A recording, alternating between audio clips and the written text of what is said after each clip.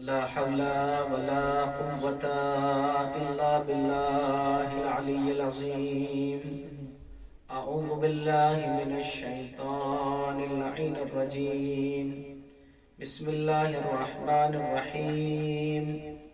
الحمد لله رب العالمين والعاقبة للمتقين والجنة للمطيعين والنار للعاصين والصلاة والسلام على أشرف الأنبياء والمرسلين سيد الكونين محبوب رب المشرقين ورب المغربين جد الحسن والحسين أبي القاسم محمد اللهم صل على محمد وآل محمد وعلى أهل بيته الطيبين الطاهرين المعصومين المظلومين المنتجبين المنتخبين أذهب الله عنهم الرجس وطهرهم تطهيرا.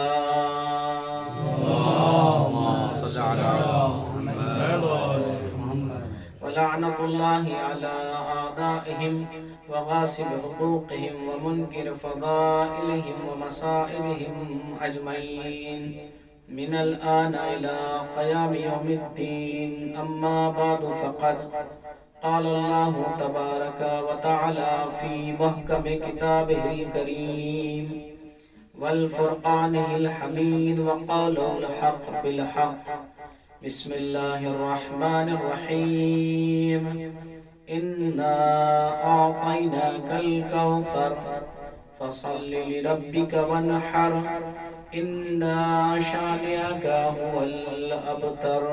صلوات الله.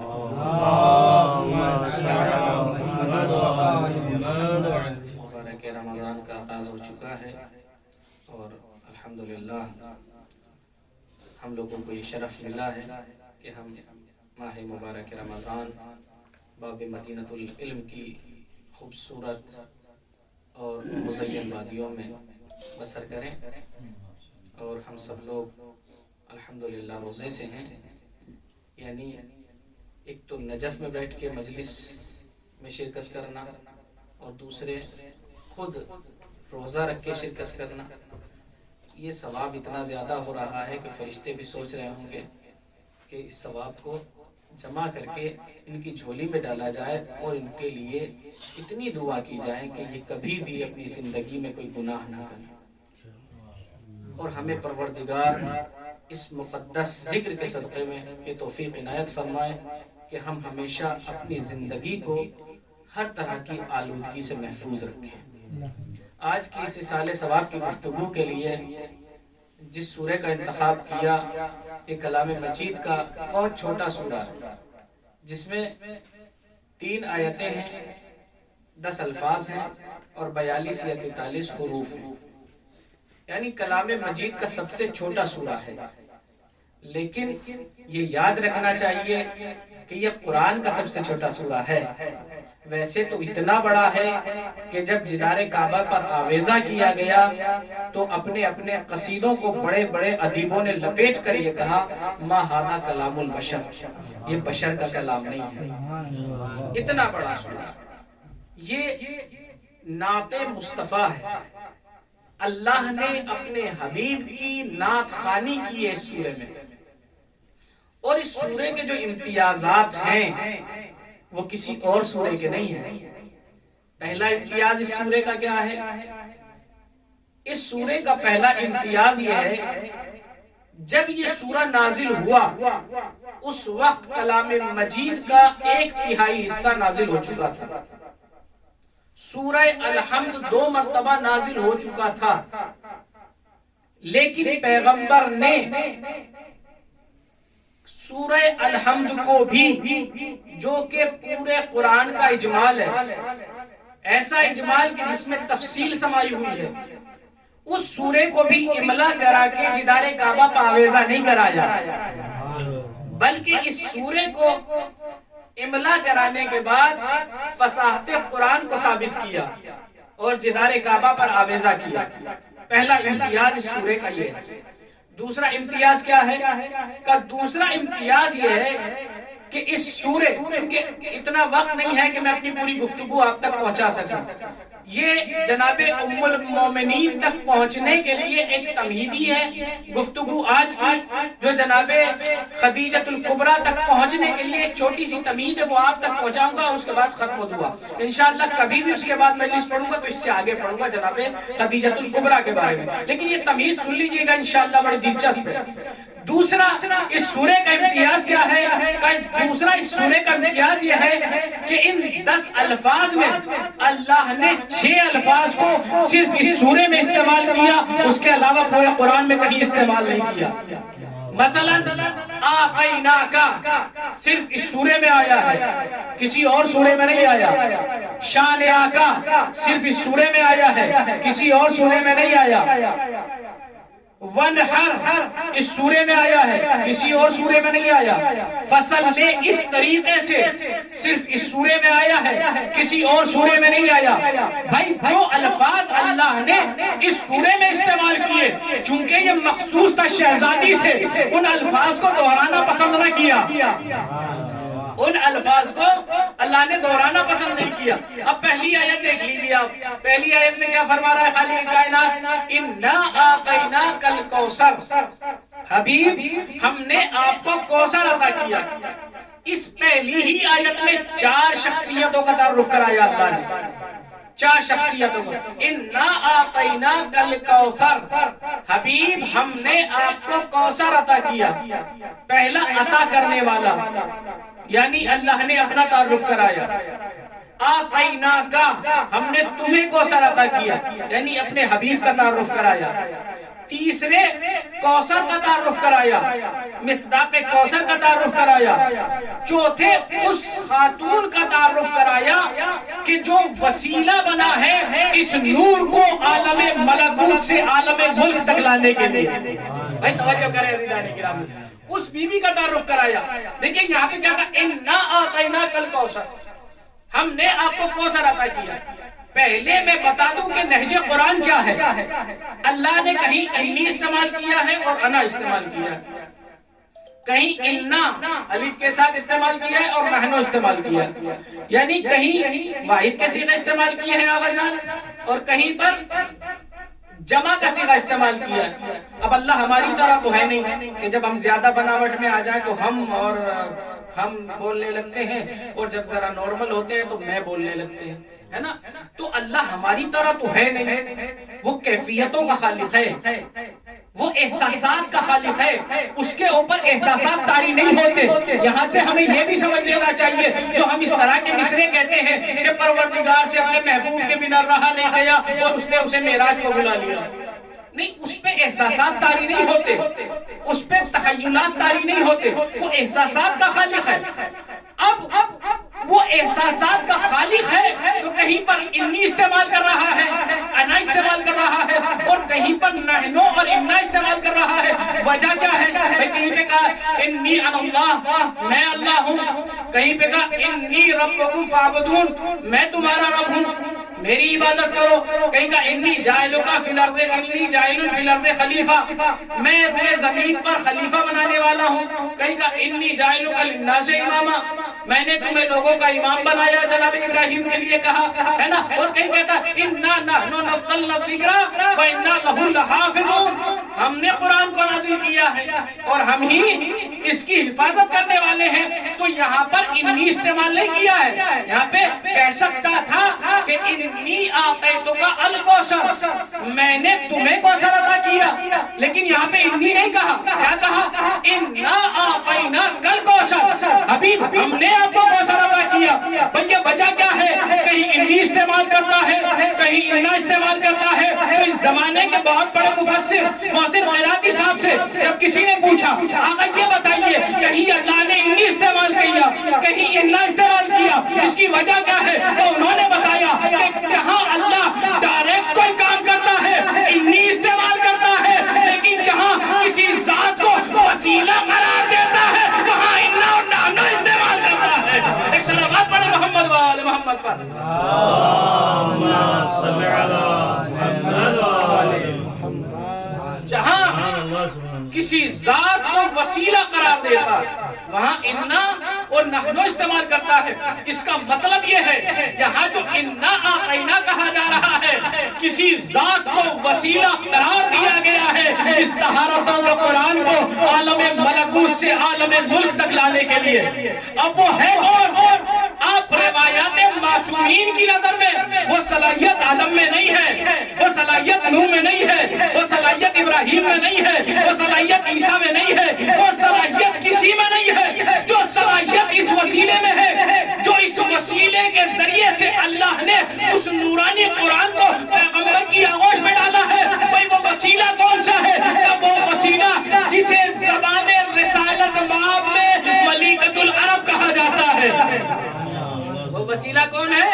وہ ملیکۃ العرب ہے, جناب خدیجۃ الکبریٰ ہے, جس سے اللہ نے یہ صلاحیت دی ہے کہ طہارتوں کے اس قرآن کو, عصمتوں کے اس قرآن کو, رفعتوں کے اس قرآن کو عالم ملکوت سے عالم ملک تک لے آئے. جناب خدیجۃ الکبریٰ. جناب خدیجۃ الکبریٰ ہے کون؟ کون ہے جناب خدیجۃ الکبریٰ؟ یہ آپ بعد میں سنیں گے انشاءاللہ, لیکن پہلے ہم یہ سمجھ لیں کہ جب کسی ذات کا تعارف کرایا جاتا ہے تو دو چیزیں دیکھی جاتی ہیں.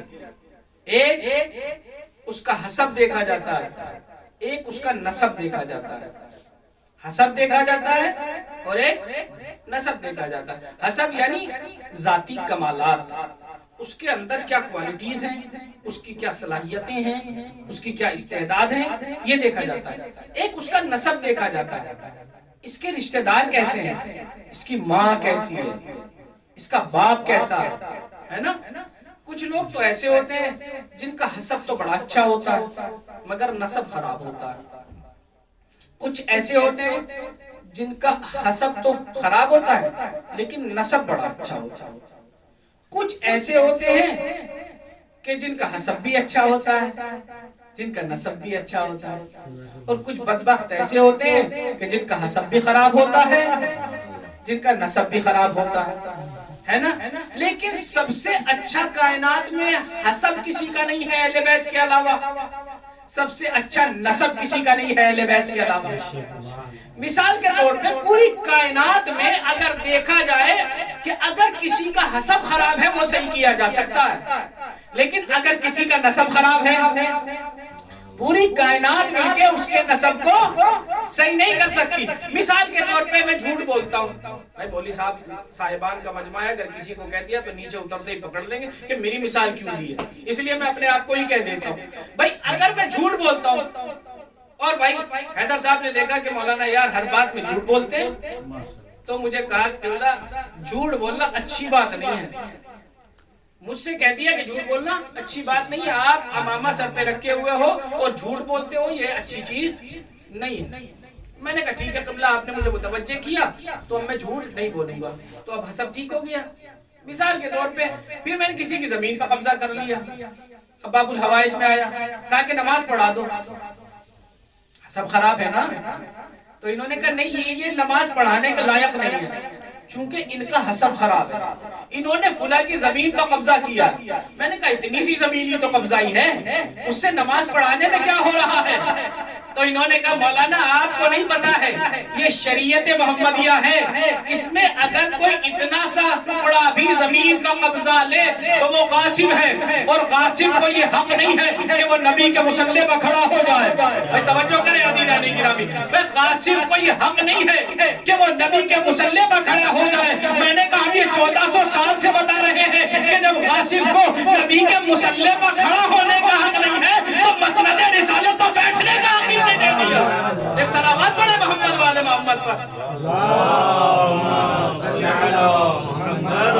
بھائی مل جل کے صلوات پڑھے محمد والے محمد پر. اللہم صلی علی محمد والی محمد. تو ساری کائنات مل کے کسی کے حسب کو صحیح کر سکتی ہے. ایک انپڑھ ہے, جاہل ہے, اسے پڑھا لکھا دیا جائے, وہ ڈاکٹر انجینئر بن جائے تو اس کا حساب درست ہو جائے گا. لیکن پوری کائنات مل کے کسی کے نسب کو صحیح نہیں کر سکتی.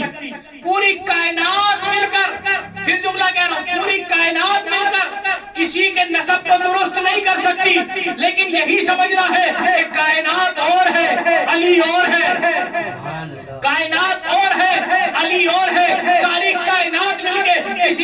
سب کو صحیح نہیں کر سکتی، مگر علی نے منبر کوفہ سے محمد ابن ابی بکر کو اپنا فرزند بتا کے کہا، اے محمد ابن ابی بکر تم نطفے سے اس کے ہو، بیٹے میرے ہو۔ ایک صلوات پڑھیں محمد و آل محمد پر۔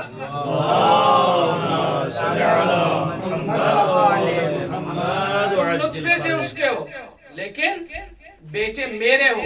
ساری کائنات مل کے جس کام کو نہ کر پائے اسے علی انجام دے دیتا ہے، اور ساری کائنات میں اہل بیت سے اچھا کسی کا حسب نہیں ہے، اور اہل بیت سے اچھا کسی کا نسب نہیں ہے۔ بھائی معمار کعبہ جناب ابراہیم کی نسل سے ہونا علی کا نسب ہے، مولود کعبہ ہونا علی کا حسب ہے۔ حسین و منی، حسین مجھ سے ہے، امام حسین کا نسب ہے۔ وَعَنَا مِنْ حسین، اور میں حسین سے ہوں، یہ امام حسین کا نسب ہے، یہ حسین امام حسین کا حسب ہے۔ فاطمہ تو بضعۃ منی، فاطمہ میرا حصہ ہے، فاطمہ میرا ٹکڑا ہے، فاطمہ میرا جز ہے، یہ جناب شہزادی کا نسب ہے۔ ام و ابیہا ہونا یہ شہزادی کا حسب ہے۔ ملیکۃ العرب ہونا شہزادی کا حسب ہے، اور پیغمبر اسلام کی زوجہ ہونا یہ جناب خدیجۃ الکبریٰ کا نسب ہے۔ یہ ہے جناب خدیجۃ الکبریٰ جن کو جناب شہزادی کونین کو وہاں سے یہاں تک لانے کے لیے ذریعہ قرار دیا گیا، چونکہ ہر انسان نطفوں سے ہوتا ہوا آیا، اسلاب پاک اسلاب سے ہوتے ہوئے آئے معصومین، اور پاک ارحام سے ہوتے ہوئے آئے، لیکن شہزادی کا واحد یہ شرف ہے کہ اللہ نے ڈائریکٹ صلب پیغمبر میں آپ کے نور کو بھیجا اور رحم خدیجہ میں نازل فرمایا۔ یہ جناب خدیجہ کو وہ مقام ملا ہے کہ جو کسی اور کو نہیں ملا ہے۔ عزیزانی گرامی، کس طریقے سے جناب خدیجہ نے اسلام کی خدمت کی ہے؟ جناب خدیجہ اتنی بڑی بیوی ہے کہ جس نے پیغمبر اسلام کے لیے یہ نہیں دیکھا کہ میری دولت ختم ہو رہی ہے، جس نے یہ نہیں دیکھا کہ میرا سب کچھ ختم ہو جائے گا، نہیں، اپنا سب کچھ پیغمبر پر لٹا دیا۔ کیسے لٹایا؟ کہ ایک دن پیغمبر اسلام آئے، جناب خدیجہ نے دیکھا کہ پیغمبر اسلام ذرا غمگین ہے، غمزدہ ہے۔ آپ نے دیکھا، آپ سوال کرتی ہیں، اے میرے والی و وارث، یہ آپ کے چہرے پر غم و غصے کے آثار کیوں نمودار ہیں؟ آپ نے فرمایا، مجھ سے مسلمانوں کی یہ حالت دیکھی نہیں جاتی۔ کیا ہوا؟ کہ مسلمانوں کے پاس کھانے کے لیے کھانا نہیں ہے، پہننے کے لیے کپڑے نہیں ہیں۔ کہا تو کیا ہوا؟ 4000 کنیزیں ہیں جناب خدیجہ کے پاس، ان کو حکم نہیں دیا۔ جناب خدیجہ بنفس نفیس اٹھی اور دولت کا انبار پیغمبر کے قدموں میں ڈال دیا ہے، میرے والی و وارث سب مسلمانوں کو دے دیجئے، یہ بھوکے نہیں رہنے چاہیے، ان کو کھانا ملنا چاہیے، ان کو کپڑے ملنے چاہیے۔ سارا مال اپنا خدیجہ نے پیغمبر کے سامنے ڈال دیا، اور تاریخ لکھتی ہے کہ اتنا مال تھا کہ پیغمبر اس کے پیچھے چھپ گئے، اتنا مال۔ اب پیغمبر نے بانٹنا شروع کیا، پیغمبر صبح تک تقسیم کرتے رہے۔ جناب خدیجہ کے گھر سے مال تو سارا جا چکا تھا، مگر آیت نازل ہو چکی تھی کہ اے خدیجہ یہ مال تمہارا نہیں تھا، یہ مال ہمارا تھا۔ یعنی خدیجہ کے مال کو اللہ نے اپنی طرف منسوب کر لیا، یہ مرتبہ دے دیا۔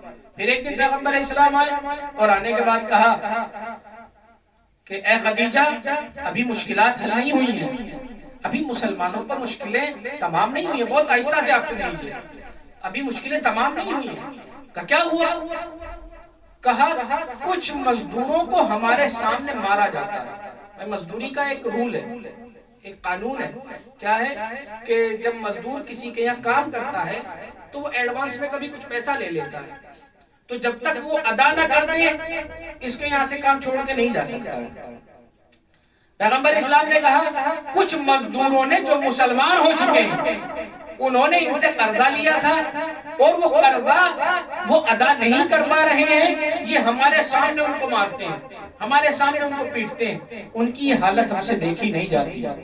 بھائی جیسے ہی جناب خدیجہ نے یہ سنا، کہا اے میرے والی و وارث، سب کو کعبے کے صحن میں بلایا جائے، مقروض کو بھی بلایا جائے اور قرضدار کو بھی بلایا جائے۔ کہا ٹھیک ہے، منادی کرا دی گئی کہ جتنے بھی مقروض ہیں وہ بھی آ جائیں اور جتنے قرضدار ہیں وہ بھی آ جائیں۔ سب کو بلا لیا گیا، جناب خدیجہ آ گئی، پردے کے پیچھے جناب خدیجہ بیٹھ گئی، پیغمبر اسلام سے کہا بلا لیجئے، ایک ایک کر کے سب کو بلائیے۔ جناب خدیجہ کے کہنے پر پیغمبر نے کہا ایک مقروض آ جائے، ایک قرضدار آ جائے۔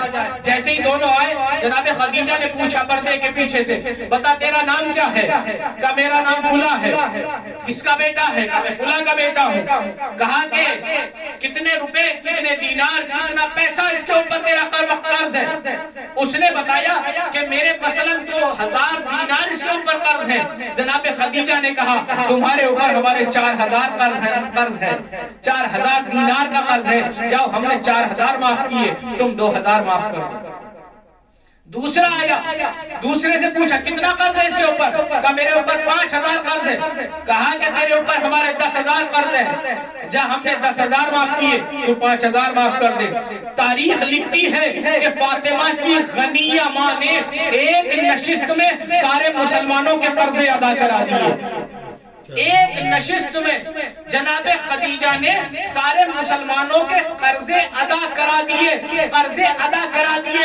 اب مجھے کہنے دیجئے جناب خدیجہ اس بی بی کا نام ہے کہ جس نے ایک نشست میں اسلام کو اپنا مقروض بنا لیا، دوسری نشست میں مسلمانوں کو اپنا قرضدار بنا لیا۔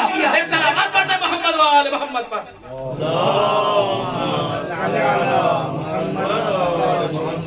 ایک اور سلوات پڑھیں محمد و آل محمد پر۔ ایک نشست میں مسلمانوں کو اپنا مقروض بنا لیا، ایک نشست میں اسلام کو اپنا مقروض بنا لیا۔ اب اگر میں یہ جملہ کہوں تو بیجا نہیں ہوگا کہ اگر قصیدہ ہی پڑھنا ہے تو اس کا قصیدہ پڑھو جس نے اسلام کو اپنی دولت سے غنی بنایا ہو، اسلام کے مال غنیمت سے خود غنی نہ بنا ہو۔ ایک صلوات پڑھیں محمد والے محمد پر۔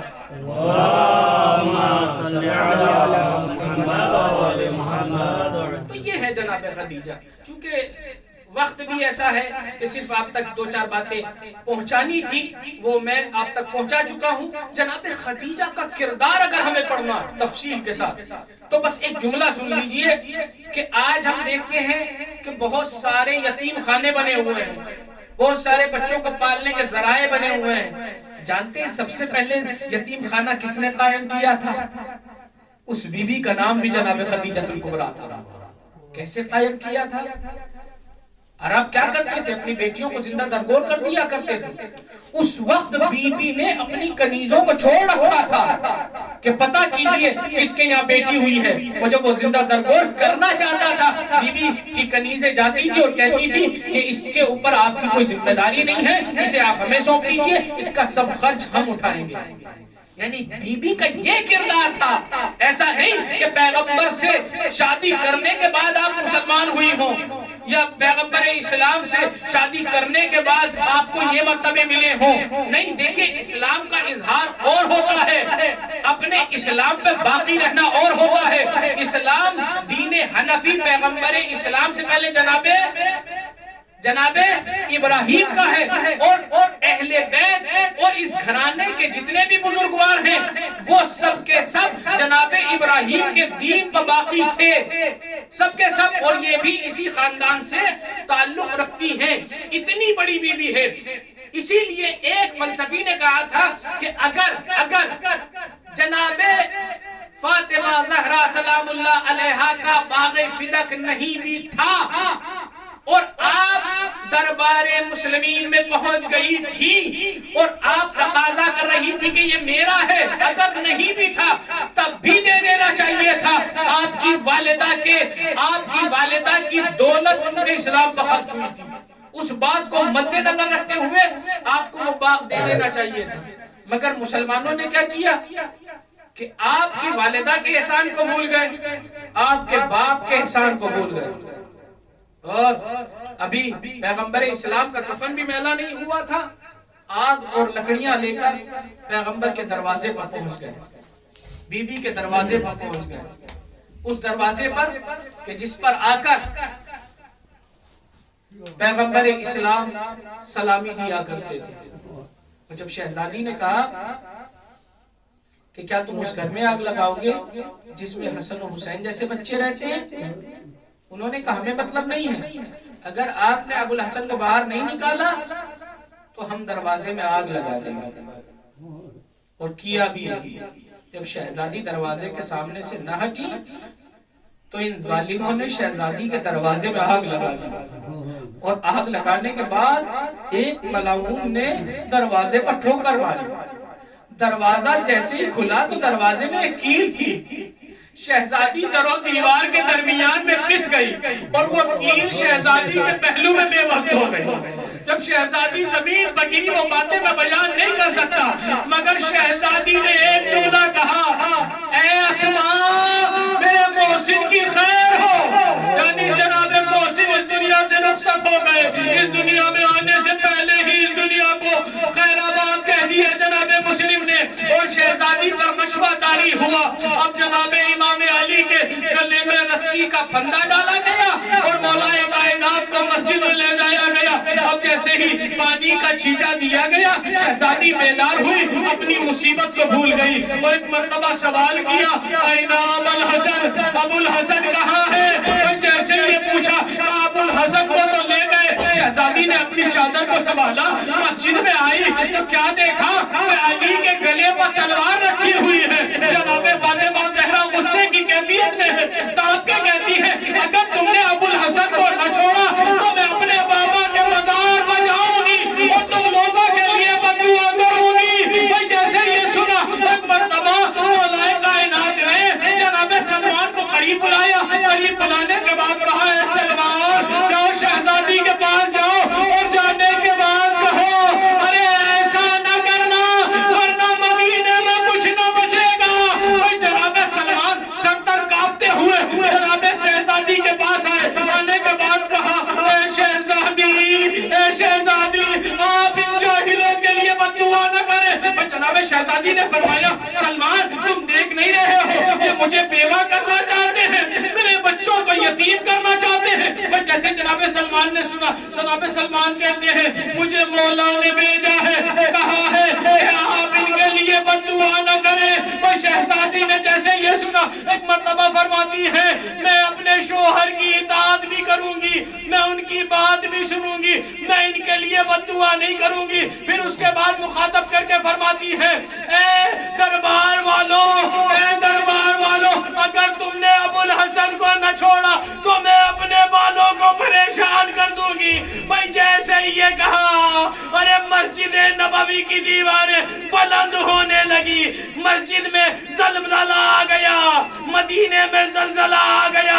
وہ ایک مرتبہ ظالموں نے ڈر کے ابو الحسن کو چھوڑ دیا۔ وہ جیسے ہی علی کو آتے ہوئے دیکھا، ایک مرتبہ فرماتی ہے، اے علی میں تمہارے ساتھ دکھ میں بھی ہوں، میں تمہارے ساتھ خوشی میں بھی ہوں۔ اور ایک خوشی کی کیفیت شہزادی کے چہرے پر دیکھی جا سکتی تھی۔ میں کہوں گا شہزادی آپ مظلومہ ہیں، آپ کو بھی ٹھوکر لگی ہے، آپ کی پسلیاں ٹوٹ گئی ہیں، آپ کے اوپر جلتا ہوا دروازہ گرایا گیا ہے، مگر شہزادی آپ نے اپنے امام کو تو بچا لیا نا، اپنے شوہر کو تو بچا لیا نا، مگر آپ کی بیٹی ارے تازیہ نے بھی کھائے، سر سے چادر بھی چھنی، خیمے بھی جلائے گئے، مگر بہن دیکھتی رہی، بھائی کو ذبح کیا جاتا رہا، ایک صدا بلند رہی، قد قتل الحسین بکربلا۔